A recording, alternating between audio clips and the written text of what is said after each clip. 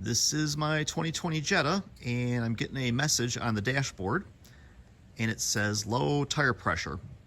So, and it says left front, so that's why I'm looking at the left front right here. And what I did was I inflated the tire to 34 psi, excuse me, psi, not degrees. And it is set now, so I'm going to go inside the car next and reset it. So I'll show you the message on the dashboard, then reset it. There's the message, pressure loss, and it'll tell you which tire, which is left front.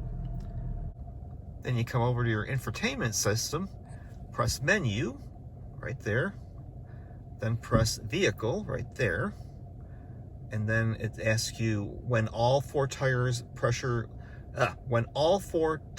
pressures have been checked and are correct, press set. Right there, you press set.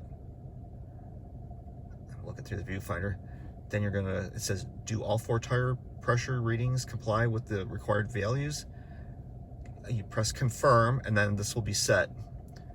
So your tire pressure, the little tire symbol is going to go away. So come back over here, press confirm, and of course that went away. So you're set and ready to go.